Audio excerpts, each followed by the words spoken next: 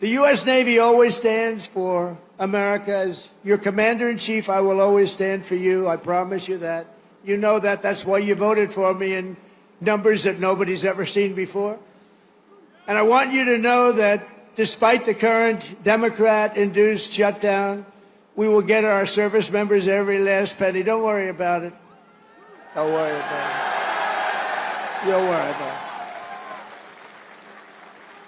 Do not worry about it. It's all coming. It's coming. And even more because I'm supporting the across-the-board pay raises for every sailor and service member of the United States Armed Forces. But we have to take care of this little gnat that's on our shoulder called the Democrats. They want to give all of our money to illegal aliens that pour into the country. And, you know, I have a bigger heart than they do. But the problem is when you do that, they come in by the millions. Everybody wants that, so you can't do it. We're honored to be joined today by service members representing every part of this great naval tradition. Our incredible surface warriors are the reason America's enemies tremble at the sight of a Navy ship haze gray or underway. The instant U.S. carrier, cruiser, or destroyer breaks across the horizon, every tyrant and adversary on the planet knows their choice is very simple. It's leave America in peace or be blown up in fire and fury never seen before. All over the world, people know of the skill, nerve, swagger, and sheer attitude of the boldest and most daring pilots on the sea, the U.S. naval aviators, and I just got to witness it with Melania. They land screaming jets on pitching decks in the dark of night, with no room for error. There's no room for error. The greatest pilots in the world. And while Navy pilots rain down pain from above, the greatest adversaries fear the daring deeds of our silent service below.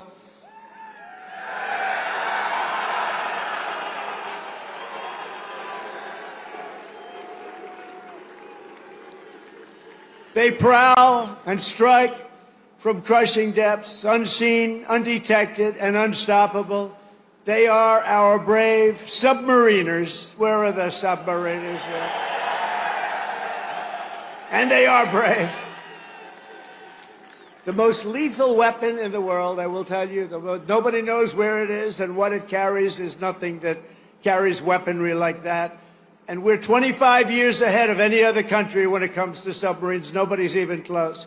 Nobody can match us. No roll call of Navy warriors would be complete without recognizing some of the fiercest and most elite commandos in the history of war.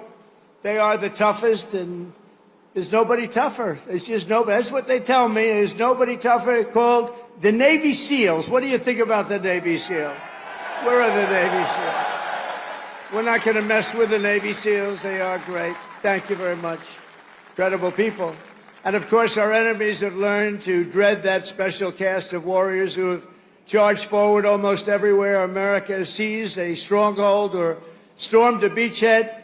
They call themselves the Leathernecks, the Jarheads, the Devil Dogs, but we revere them as the United States Marines. Docked beside us today are a combined 150,000 tons of pure American naval supremacy, and two colossal reasons why no one should ever want to start a fight with the USA. They won't fight. We're putting out a lot of fights, so do you see that? We're going to be close to number 8. Number 8. We don't want to send you into battle unless it's necessary, right? We're putting out a lot of fires. Maybe some of you will be angry. You'll say, what's he doing? We want to fight. You know what? If we can solve them the way I'm solving them, we solve 7. We have another one that's taken 3,000 years, and we're pretty close, but I don't want to talk about it until it's done. But let's give a big round of applause to the men and women of the majestic USS Kearsarge. Thank you. And let's hear it for the sailors of the USS Harry S. Truman.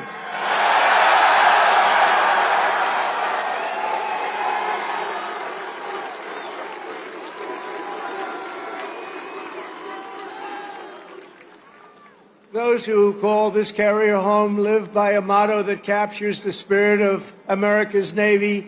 It's very simple. The words, give 'em hell, and we do give 'em hell. For 2.5 centuries, that is what every generation of American sailors have done. You've conquered raging oceans and braved ferocious storms to vanquish America's enemies on the high seas and distant shores. You've beaten mighty warships into twisted wrecks of steel. You've splintered vast armadas and sent the mangled pride of empire sinking into oblivion. You've surged the waters thick and danger, blood, brine, and through it all, the United States Navy has kept the stars and stripes soaring high and proud above those big, magnificent waves. You love doing it, too. There's not a thing in the world that you'd rather do, is there? Is there? No. I like your life better than mine, I have to be honest with you. Sailing on those beautiful waters all the time, you're so lucky. Because the American sailor never quits, never fails, and never, ever lets us down. They've never let us down. Thank you. Thank you.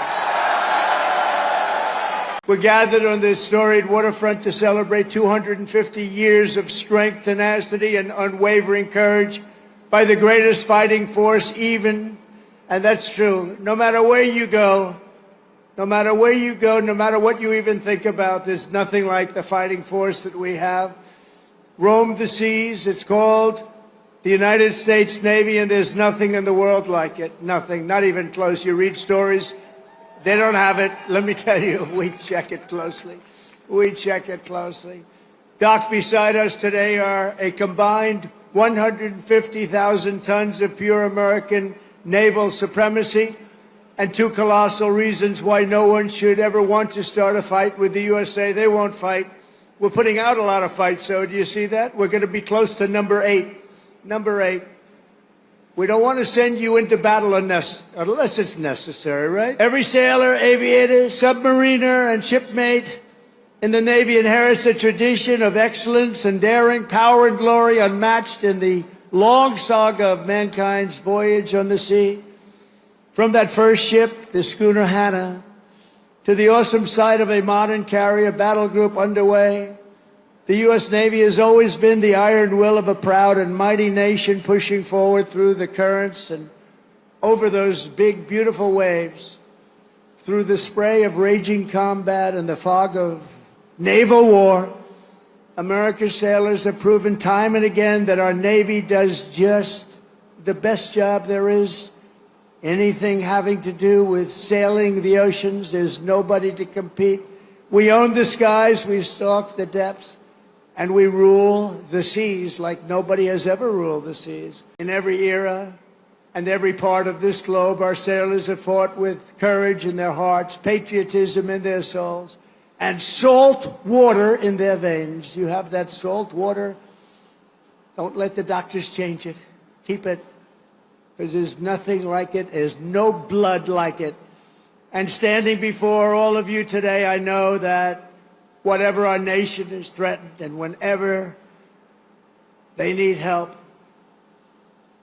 whenever duty calls, American sailors will hoist our flag high and they will rally to Admiral Farragut's immortal battle cry, "Damn the torpedoes, full speed ahead, go, you son of a gun." The U.S. Navy always stands for America. As your commander-in-chief, I will always stand for you. I promise you that.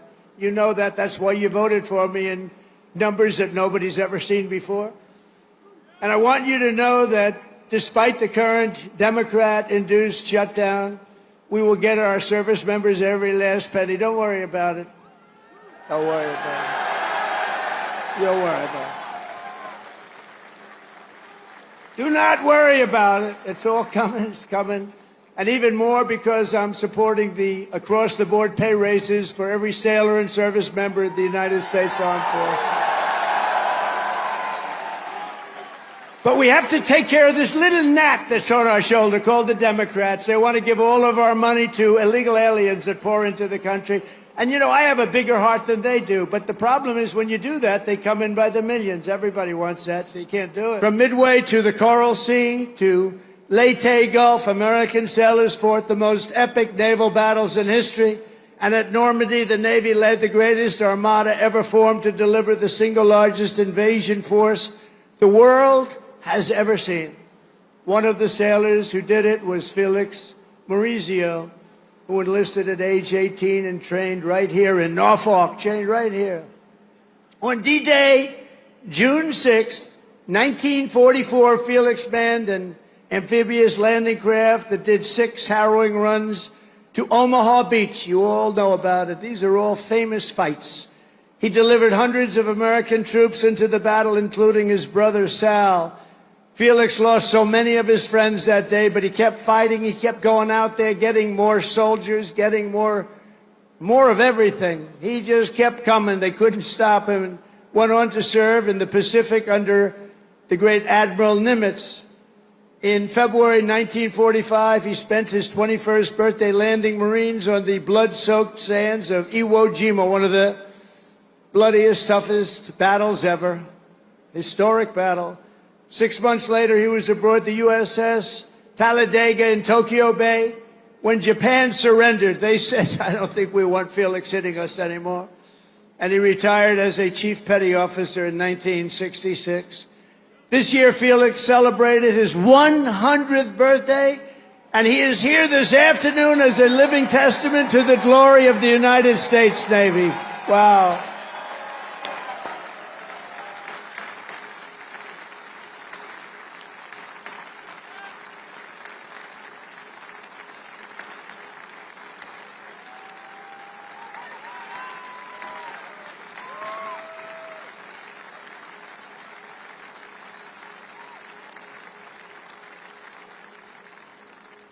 That's great. He looks good. Felix, you look better than I do. I'm not happy about this, Felix. No, they don't want to mess around with him. And Felix, we salute you. Thank you very much. Incredible. 100 years. A man that everybody loves. He was my doctor in the White House, and I got to know him very well. He was also the doctor for Barack Hussein Obama. Have you heard of him? And he was the doctor for a man named Bush. And at a press conference, they asked him, who's in the best shape? Who's the healthiest? Who's the strongest? Who's the best physical specimen of the three? He said, that's easy. President Donald Trump. And I said, I love this guy. I said, I love him. Ronnie Jackson, he's now a congressman, as you know. So he was an admiral. He was the chief doctor. He was the whole boss of doctors. And now he's a very, very successful congressman from Texas. Thank you, Ronnie, very much. And I appreciate those words. I'll never forget them.